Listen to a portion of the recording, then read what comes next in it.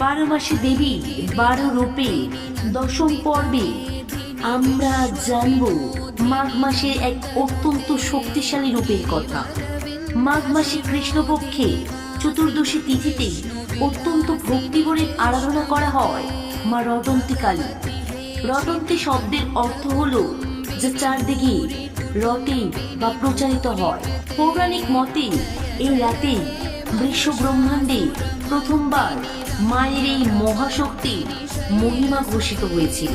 অন্য একটি সুন্দর লোককথা অনুযায়ী রাধারানী যখন কৃষ্ণের বাঁশির টানে ছুটে আসছিলেন, তখন সমাজ নিন্দা থেকে তাকে বাঁচাতে শ্রীকৃষ্ণ স্বয়ং কালী রূপ ধারণ করেছিলেন। মা রটন্তী কালী আমাদের ভেতরে গভীরতা, অজ্ঞানতা, কুসংস্কার এবং ভয় দূর করে। তিনি আমাদের জীবনের সব থেকে গোপন শত্রুকে বিনাশ করেন। মায়ের এই উগ্র কিন্তু মমতাময়ী রূপ আমাদের মনে অন্যায়ের বিরুদ্ধে লড়াই করার অসীম সাহস ও শক্তি যোগায়। এর পরের মাস ফাল্গুনে জীবনের সব হঠাৎ আসা বড় বিপদ দূর করতে মা কোন রূপ নেন জানতে ভিডিওটি লাইক করে এক্ষুনি সাবস্ক্রাইব করুন।